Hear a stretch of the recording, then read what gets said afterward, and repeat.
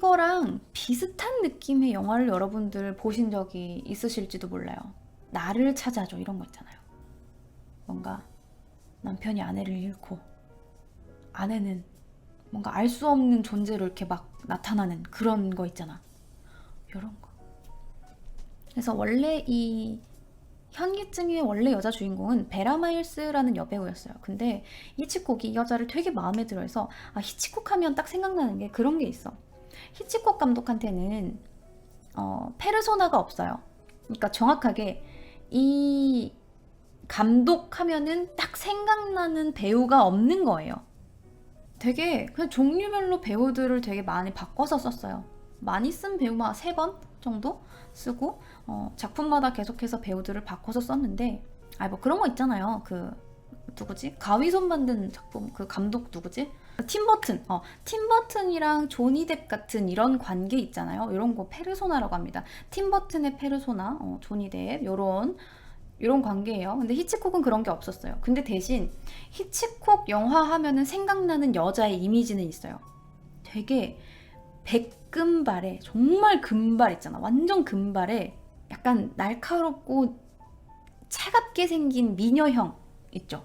그런 여자들이 거의 주인공이에요. 그래서 히치콕이 베라 마일스라는 여자를 되게 마음에 들어해서 이 영화로 그녀를 띄워줘야겠다라는 생각을 하게 돼요. 막 스타로 만들어줄 거야? 내가 이 생각을 했던 거야. 근데 하필 이때 히치콕의 건강 상태가 안 좋아집니다. 그래서 영화 제작 기간이 점점점 이제 늦춰지는 거예요. 근데 그러다가 여배우가 임신을 했어. 결국 여배우를 교체하게 된 거죠. 그래서 이 현기증의 여자 주인공은 킴 노박이라는 배우로 바뀝니다. 금발에 되게 이 여자도 섹시한 여자예요. 근데 히치콕이랑 안 맞는 거야, 성격이. 의상 미팅 때부터 이 배우가 반드시 입어야 하는 옷이 있었어요. 딱 생각해 놓은 정말 꼭 입어야 되는 옷이에요. 이 옷이 뭐냐면 이거예요. 이 옷을 반드시 입어야 했어요. 영화 흐름상. 히치콕이 생각했던 반드시 입어야 하는 의상이 바로 이 회색 정장입니다. 근데 킴 노박이 이 의상 미팅 때부터 나는 회색을 제외하고는 모든 색을 입을 수 있다. 이렇게 얘기한 거야. 그래서 여기에 살짝 이제 기분이 상했죠. 근데 이게 아니라 히치콕이 원하는 연기를 이 배우가 하지 않는 거예요. 히치콕은 감정을 다 비우고 내가 하라는 대로만 연기를 해. 이렇게 했는데 이 킴 노박은 자기 생각을 갖고 있었던 거야. 이 영화의 흐름에서는 이 대사를 좀 줄이거나 이 대사를 늘려서 주인공의 이 내면의 갈등을 좀 더 극대화시키는 게 훨씬 더 좋지 않겠어요? 이런 식으로 되게 이제 나름 열정적으로 연기에 참가를 한 거죠. 그래서 이제 뭔가 대사에 개입을 한다거나 아니면 감정을 막 더 끌어올려서 막 엄청 뜨거운 연기를 한 거야. 그래서 이런 것 때문에 충돌이 되게 잦았는데 영화가 이제 다 끝났어. 이제 마무리가 딱 되고 나서 영화 개봉을 딱 했는데 킴 노박이 그제서야 감독의 의도를 알아챘고 그래서 이렇게 연기하라고 했던 거구나 라고 반성했다는 이야기도 있습니다. 그래서 이 영화는 현기증에 관련한 영화인 만큼 상당히 시각적인 이미지들이 많이 나타나는데 대체적으로 나선형을 이루고 있어요. 정확하게 이런 나선형 있죠. 이게 되게 강조되는 머리 스타일이에요. 내가 이거를 되게 이건 나선형이군. 이 영화에서 강조하는 건 나선형이야. 이게 아니라 정말 이 감독이 그냥 대놓고 나선형을 계속 보여줘요. 킴 노박의 머리 스타일, 뭐 그림의 헤어스타일도 똑같아요, 이거랑. 그리고 종탑으로 올라가는 계단도 여러분들 아시겠지만 나선형이에요. 이렇게 똘고 돌아가지고 이렇게 나선형으로 되는 그런 계단이고, 이제 어떤 차를 미행을 하는데 그 차가 계속 코너를 돌아요. 이쪽으로 돌고 저쪽으로 돌고 계속 돌아. 이 차도 상당히 동선이 나선형으로 이루어져 있습니다. 그래서 이 플롯은 물론이고 막 연출, 소품, 대사 이런 것까지 전부 다 꼬리를 물고 돌아서 반복하게 되어 있어요. 그래서 인물의 위치, 차의 이동, 카메라의 앵글 이런 게 계속 반복됨으로써 심리적으로 폐쇄공포증을 유발하게 됩니다. 그리고 끝내는 남자 주인공이 이 여자 주인공을 끌어안고 키스하는 장면이 딱 나와요. 근데 여기서 카메라가 빙빙빙빙 돕니다. 돌다 못해 주인공을 딱 가운데에 놓고 카메라가 돌아요. 근데 이 빙빙 도는 장면 어디서 많이 본 것 같지 않나요? 드라마 질투에 이 빙빙빙 도는 장면 있죠. 그 엔딩 장면이 히치콕을 따라한 거예요. 이걸 바로 히치코키언이라고 합니다. 지금 있는 영화들, 드라마들 중에 히치콕이 영향을 미치지 않은 게 많이 없을 거예요. 자, 그리고 이 현기증에서 쓰인 화면 전환 방법 중 하나가 바로 나오나? 어지러우실 수도 있어요. 이런 장면이요. 이게 뭐냐면 화면의 가장자리는 그대로 있으면서 중앙이 점점 멀어지죠. 이걸 전문 용어로 줌 아웃 트랙 인이라고 해요. 그래서 이 방법을 통해서 이 남자가 느끼는 현기증을 우리가 같이 느끼게 만드는 거예요. 이것도 역시 후대 영화에 많이 쓰이게 됩니다. 자, 그리고 이 현기증에서 여자 주인공에 대한 비밀이 풀리지 않아요. 제가 이야기했듯이 도대체 이 두 여자는 어떤 관계일까요? 이렇게 하잖아요. 밝히지 않는데 나중에 결국 또 밝혀져요. 그래서 이 여자 주인공에 대한 비밀이 풀리지 않을 때 이 영화는 미스테리예요. 그런데 비밀이 밝혀지고 나잖아? 그러면 서스펜스로 바뀌어요. 이게 무슨 말이냐면 서스펜스란 이 관객들에게 불안함과 긴장감을 주면서 흥미를 북돋우는 방법이에요. 정체를 밝히지 않은 상태에서 궁금증을 가지게 만드는데 궁금증이 풀리고 나면 관객은 되게 조마조마하고 불안한 상황에 놓여있는 이 등장인물이랑 동일화가 되는 겁니다. 동일시되면서 긴장감을 조성시키는 방법이에요. 즉, 이 두 사람이 만약 예를 들어서 두 사람이 있어요. 이 두 사람이 이 탁자를 가운데 놓고 마주 앉아요. 그래서 이야기하는 씬이 있어. 서로 이제 이야기를 해. 근데 탁자 밑에 사실 폭탄이 있었던 거야. 근데 폭탄이 있는 걸 보여주지 않고 두 사람이 대화를 이렇게 핑퐁핑퐁 하다가 갑자기 밑에서 폭탄이 빵 하고 터져. 그러면 이건 서프라이즈예요. 와, 저기에 폭탄이 있었어? 나는 몰랐어. 세상에. 이렇게 되는 거야. 근데 만약에 이 두 사람이 탁자를 사이에 두고 앉아 있어요. 근데 카메라가 밑으로 들어가더니 탁자 밑에 있는 폭탄을 보여줘요. 시간은 얼마 남았는지 몰라요. 그 빨간색이 삐삐삐삐삐삐 하고 있어요. 그럼 우린 어때요? 이 폭탄이 언제 터지지? 언제 터지는 거야? 를 몰라요. 언제 터질지 몰라서 계속해서 긴장하게 만드는 게 서스펜스예요. 그래서 히치콕은 이 서스펜스에 대해서 관객은 그들이 어떤 나쁜 일이 일어날 것이라고 기대를 하고 있으나 그 상황이 일어나는 것을 막기 위해 개입할 수 없을 때 서스펜스를 경험한다라고 이야기했어요. 분명 무슨 나쁜 일이 생길 걸 알고 있어. 근데 우리는 영화에 어떠한 개입도 할 수 없어. 우리는 지켜보는 것밖에 할 수 없잖아요. 그럴 때 서스펜스를 경험한다는 거예요. 무슨 말인지 아시겠죠? 자, 그리고 여러분들 서스펜스 하면은 또 빼놓을 수 없는 영화가 있습니다. 그의 대표작인 새, 그리고 이창입니다. 자, 이 새도 여러분들 상당히 많이 보셨을 거예요. 대표 이미지가 이 부분이죠. 그래서 이 서스펜스의 대가가 바로 히치콕이라는 거죠. 아까도 이 사이코에서 이야기했듯이 처음은 뭐 범죄, 스릴러, 미스터리로 시작을 하지만 다른 영화들 같으면 마지막에 빵 하고 터트리고 끝나요. 빵! 디엔드. 이거야. 그래서 그 여자의 정체가 이거였어? 와, 영화 재밌네. 이렇게 되는 거야. 서프라이즈. 근데 히치콕은 중간에 그냥 밝혀버려. 이 여자의 정체는 뭐였어? 그러면 우리는 이걸 알면서 긴장감을 느껴. 이 여자가 도대체 그래서 왜 어떤 의도로 이렇게 했을까? 이거 나쁜 일이 일어날 것 같은데 우리는 아무것도 못해 를 느끼게 되는 거죠. 그게 서스펜스입니다. 이 새 줄거리도 간단하게 설명을 해드릴게요. 새는 뭐 되게 부잣집에 막 이렇게 말괄량이는 아니지만 어쨌든 좀 약간 성격이 있는 좀 외향적인 성격의 아가씨가 멜란이라는 여자예요. 이 여자가 변호사인 미치를 만나면서 매력을 느껴서 그에게 인권을 선물해 주려고 그 남자가 있는 곳으로 찾아갑니다. 그런데 그때 갑자기 새가 빡 하고 날아와서 이마에 상처를 내게 되고 그날 그 지역에 있는 초등학교 교사인 애니와 함께 밤을 보내게 됩니다. 밤을 보낸다는 건 정말 그냥 같이 잠을 잤다는 거예요. 여자예요. 여자랑 여자가 같이 잠을 잤어요. 그런데 그 다음 날부터 갑자기 새들이 우르르 우르르 몰려다니더니 막 밖에 있는 아이들을 공격을 해요.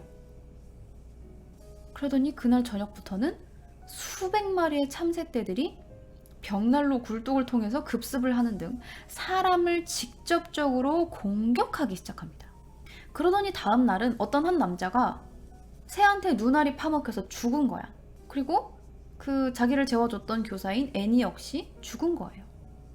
그리고 새들이 갑자기 마을 상가를 막 공격하고 사람들이 막 혼비백산해서 막 도망다니고 막 주유소 막 불타고 마을이 완전 혼돈에 빠지게 됩니다. 과연 멜라니는 살아남을 수 있었을까요? 새들은 도대체 왜 이런 걸까요? 하는 내용입니다. 일종의 조류 재난 스릴러랄까요? 새는 지금 봤을 때야 뭐야 CG에 가짜에 에이 저거 와이어 저거 줄 에이 다 가짜에 되게 티나네 저거 에라이 하는 부분이 있을 수 있어요. 그래서 아니 이게 무슨 공포 영화야 이게 무슨 서스펜스야 라고 생각할 수 있는데 처음 몇 번에 새가 등장을 해요. 그냥 뭐 여자가 인꼬를 사러 갔을 때도 새는 등장하고 그냥 이렇게 하늘을 봤을 때 새가 날아다니네 하는 정도로 새가 몇 번씩 등장을 합니다. 그런데 어느 순간부터 갑자기 하늘의 노을이 되게 예쁘네 하고 뒤를 딱 돌아봤는데 새가 이렇게 앉아있는 거야. 뭐지? 하고 하늘을 딱 봤는데 전봇대 그 줄 위에 새가 바글바글바글하게 모여있는 거예요. 그걸 봤을 때 배경음이 아무것도 들리지 않아. 뭔가 막 띠링 띠링 띠링 띠링 띠링 막 이런 소리가 들려야 될 것 같은데 배경음은 그냥 놀이터에서 애들이 노는 소리만 들려요. 그러니까 이 천진난만한 아이들이 주는 소리와 검은 새들이 주는 혹은 새떼들이 모여있는 이 장면의 괴리감 때문에 소름이 돋는 거예요. 그래서 히치콕은 이 1961년에 캘리포니아에서 있었던 수천 마리의 바다 새들이 무리지어 와서 마을에 혼란이 생겼다라는 신문 기사를 읽은 뒤에 다프네라는 작가의 소설을 떠올렸고 새들의 공격 성향, 대자연의 공격, 대재앙이 일어나는 이유에 대해 전혀 설명을 하지 않는 등의 설정을 소설에서 따옵니다. 그리고 수차례의 수정과 편집 과정을 거쳐서 이 새라는 영화가 만들어진 거예요.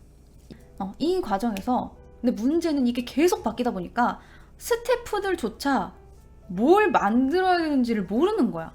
그래서 그냥 감독이 저기 새 풀어! 그럼 새를 푸는 거고 그러니까 뭔가 능동적으로 이 장면은 이러니까 이런 걸 이렇게 어떻게 해야겠다가 아니라 그냥 저기다가 까마귀를 푸세요. 그럼 까마귀를 푸는 거고 앞에서 비둘기를 흔드세요. 그럼 비둘기 흔드는 거야. 그래서 이 장면이 책에 잘 나와 있어요. 되게 저는 보고 웃겼거든요. 여러분들도 한번 들어보세요. 이 부분은 성공의 씁쓸한 뒷맛이라는 목차에 나오는 부분입니다. 히치콕이 뭔가 평범하지 않은 것, 뭔가 대범한 것, 그조차도 표현하고 싶어서 더듬거리고 있는 뭔가에 손을 뻗치고 있다는 것만큼은 모두가 이해했다. 우리 모두는 약간 겁이 났습니다. 아마 그도 그랬을 겁니다. 프로덕션 디자이너 보일의 회상이다. 알겠지만 주인공은 새였습니다. 우리가 시도해볼 공간적 배경은 멀리 떨어진 나라가 아니었습니다. 살인자나 강간범도 아니었습니다. 그것은 뭔가 이상한 것이었습니다. 그리고 이해하기가 힘든 것이었습니다. 히치콕은 스태프에게 그들은 공상과학 영화를 만들고 있는 것이 아니라고 거듭 말했다. 그래서 어느 날 프로젝트에 대해 약간의 불안감을 느낀 매트 아티스트 휘틀록이 감독에게 물었다. 그러니까 히치, 우리가 만들고 있는 게 정확히 뭐죠? 휘틀록은 이렇게 회상했다. 그도 모르더군요. 그러니까 스태프들이 우리가 지금 뭘 만드는 거예요? 우린 무슨 영화를 만드는 거죠? 라고 물어봤는데 히치콕이 나도 몰라 이렇게 했다는 거야. 그래서 이 히치콕 감독은 사실 사이코에서도 새를 등장시킨 적이 있어요. 보신 분들은 아시겠지만 이 노먼 베이츠가 박제시킨 새들이 있는 방에 이제 이 여자가 와서 이야기를 한단 말이야. 이 뭐 박제시킨 새들은 지상에 있지 않고 날아올라야만 하는 새들인데 날지 못하게 만들어주는 방식이 이제 박제다. 뭐 이런 식으로 이제 이야기를 했던 거예요. 근데 이 상황이 역전돼 버린 거죠. 바깥에 돌아다녀야 하는 사람들이 새장 안에 오히려 갇혀버리고 새장 안에 갇혔어야 하는 새들이 밖으로 나와버린 거죠. 사람들은 새장 같은 아주 좁은 공간에 계속해서 들어가 있습니다. 뭐 공중전화 부스, 뭐 어디 뭐 좁은 다락방, 뭐 어디 집 안 이런데 계속 실내에 갇혀 있는 상황이에요. 그런데 사람들은 새가 도대체 왜 사람을 이렇게 공격하는지도 몰라요. 알지 못한 채 도망만 쳐야 하는 인간의 두려움. 심지어 긴장되는데 음악도 없어. 그래서 계속해서 새소리가 들리는 거야. 그런 이 사운드 트랙 등이 당시에는 사실 엄청난 도전이었던 거예요. 그래서 이때는 이 새라는 작품이 완전 졸작이라는 평가를 받았어요. 정말 몇몇 정말 그 작품을 알아보는 눈이 있는 그 평론가 뭐 이런 사람들 빼고는 정말 무슨 이런 영화가 다 있냐. 이건 정말 졸작이다. 실패작이다. 이렇게 표현할 정도였어요. 네, 여러분들 이거를 이제 보신 분들도 계시겠지만 이 작품을 보고 조류공포증이 생겼다는 사람들도 되게 많거든요. 정말 미래를 앞서간 거예요. 심지어 여기서도 음악을 쓰지 않아요. 네, 요때 새소리를 이제 허먼이 만든 거죠.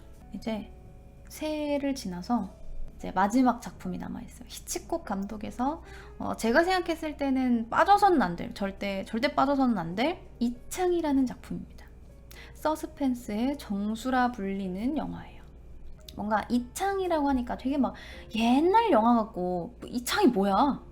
이런 느낌이 드는데 직역한다면 뒤창 정도가 되겠습니다. 뒤에 있는 창 정도가 됩니다. 자, 그래서 내용은 이렇습니다. 내용은 사진작가인 제프가 다리를 다쳐서 휠체어에 앉아만 있게 되는 거예요. 사진작가는 계속 돌아다니면서 사진을 찍어야 되잖아. 근데 다리를 다치니까 어딜 못 나가는 거야. 그래서 깁스를 하고서 앉아가지고 무료하게 시간을 보내다가 카메라 렌즈를 이렇게 딱 가지고 와요. 사진작가니까. 카메라 렌즈 딱 가지고 와서 건너편 이 아파트를 한번 이렇게 본 거야. 이렇게 쫙 봤는데 이웃들의 일상이 너무 재밌는 거예요. 그래서 이 이웃들의 일상을 훔쳐보는데 재미가 들리기 시작합니다. 어떤 사람들이 있냐면 되게 막 무용수인데 뭐 야한 옷을 입고 운동을 하는 여자, 뭐 피아노 연주를 하는 남자, 부부싸움을 하는 부부, 뭐 이러면서 되게 여러 가지가 있어요. 여러 가지 모습이 있는데 그걸 이제 혼자 관찰을 하면서 이런저런 스토리를 만들어 보는 거예요. 근데 그러던 어느 날 이 주인공인 제프가 아픈 아내를 두고 집을 떠나던 남편이 커다란 가방을 들고 집을 들락날락거린 이후부터 아내의 모습이 보이지 않는다라는 것에 의심을 품기 시작합니다. 게다가 톱이랑 칼을 막 만지작만지작하고 막 강아지가 화단을 막 파헤치니까 이놈 새끼 이러면서 막 신경질을 내는 남편의 모습을 보고 제프는 더욱더 수상하게 여겨요. 그래서 연인인 리사와 간호사인 스텔라의 도움을 받아서 이 부부의 집을 조사하기 시작합니다. 라는 게 이 영화의 내용이에요. 바로 여기에 히치콕의 평생의 테마가 담겨 있는 거예요. 바로 관음증입니다. 지금까지 계속 앞에서 나온 영화들도 꾸준히 관음증이라는 게 드러나 있긴 했어요. 근데 이렇게까지 본격적으로 대놓고 주제가 관음증, 관음하는 주인공인 거예요. 심지어 이번 영화는 이 파라마운트에서 지원을 받아가지고 이 작은 아파트 촌에서 일어나는 일이거든요. 이 아파트 촌 전체를 다 만들었어요. 세트를. 그래서 자기가 원하는 대로 막 관음증 환자인 제프를 막 자기 맘대로 그려내기 시작한 거야. 사이코에서도 관음증인 부분이 나와요. 어떤 부분이냐면 뭐 여러 가지가 있겠지만 사이코에서도 그 유명한 샤워씬을 가지고 이야기를 하면 샤워실에서 여자가 사망합니다. 여자가 죽었잖아요. 근데 죽고 나서 여자가 샤워실 커튼을 트드득 트고 그리고 이제 이 피랑 함께 물이 이렇게 졸졸졸졸 흘러가요. 그리고 그 물은 욕조에 있는 배수구를 향해 흘러 들어갑니다. 그리고 이게 점점 가까워져요. 그리고 우리는 그 배수구를 보고 있는데 갑자기 이게 여자의 눈으로 바뀝니다. 사망한 여자의 눈을 보게 되는 거예요. 결국 관객 역시 관음증이었던 거죠. 우리는 시작부터 여자의 샤워 장면을 몰래 훔쳐봤어요. 그러다가 이 여자가 살해당하는 장면까지 보게 된 거예요. 관음증에서 가장 극단에 있는 가장 에로틱한 누드 장면과 이 자극의 끝이랄까? 죽음인 타노스적인 장면을 한 번에 보여준 거예요. 그런데 그러다가 구멍을 통해서 여자의 눈을 딱 마주하게 된 거죠. 그러면서 우리는 마치 이 여자의 죽음을 방관한 것만 같은 느낌을 받게 됩니다. 이렇게 히치콕의 영화는 중간중간 관객을 몰래 훔쳐보는 관음증의 시선에서 바라보게 만들다가 결국 마지막에는 관음에 대한 비판을 하게 되는 거예요. 이 창에서 역시 자기가 훔쳐보던 상황에서 반대로 역으로 자기가 훔쳐봐지는 상황을 겪으면서 영화가 끝나게 됩니다. 그러니까 이 창도 결국 관음증 자체를 반성하는 영화인 거죠. 되게 대단한 구성이죠. 그래서 여러분들도 영화를 한번 보시면 되게 좋을 것 같아요. 이게 서스펜스가 여러 가지 부분이 있어요. 뭔가 범인 그러면 되게 나쁜 역할 같잖아. 사람을 죽였어. 그러면 악당인 거잖아. 근데 이 악당의 시선에서 우리가 뭔가를 보게 돼요. 그러면 증거인멸을 해도 어떡하지? 들키면 안 될 텐데? 저기다가 놓으면 안 되지 않나? 라는 생각을 하게 되는 거예요. 자연스럽게 우리는 공범이 되는 거죠. 히치콕은 관음증에 대해서 이렇게 이야기했어요. 인간은 관음증이거나 노출증이거나 둘 중 하나라고. 그래서 이 관음증은 히치콕의 평생의 테마가 됩니다. 히치콕 감독의 영화를 보실 때 그런 부분을 이제 염두에 두고 보시면 되게 재미있을 것 같아요. 히치콕 자신은 정상이었던 건가? 과연 그럴까요? 정상이라서 이런 영화를 만들었을까요? 한번 확인해보세요. 자, 그래서 이제 마지막 부분을 읽고 오늘 릴리의 서재 방송을 종료하도록 하겠습니다. 처음 부분인 청과상집 아들의 어린 시절이라는 목차 부분 읽어드릴게요. 히치콕은 언젠가 이렇게 설명했다. 무릎에 앉은 꼬마에게 빨간 망토 소녀 같은 것을 들려줄 때면 이야기가 실감나게 들리도록 해야 합니다. 나는 이야기를 들려주는 어머니를 둔 어린아이 입장에서 나 자신을 세웁니다. 히치콕은 프랑스어 트리포와 가진 책 한 권 분량의 인터뷰에서 이렇게 말했다. 어머니가 이야기를 잠시 멈추면 아이들은 늘 이렇게 말하죠. 엄마, 그 다음에는 어떻게 돼요? 그는 영화를 현실과 상상이 뒤섞이는 꿈, 즉 잠이 든 후에 악몽으로 이어지는 잠자리 이야기와 비슷한 꿈에 자주 비유했다. 프로덕션 디자이너 로버트 보일은 언젠가 이렇게 설명했다. 히치콕의 리얼리즘은 리얼리스틱한 환경을 배경으로 펼쳐지는 동화들로 구성됩니다. 자, 이렇게 릴리의 서재와 함께한 오늘의 책 히치콕은 여기까지입니다.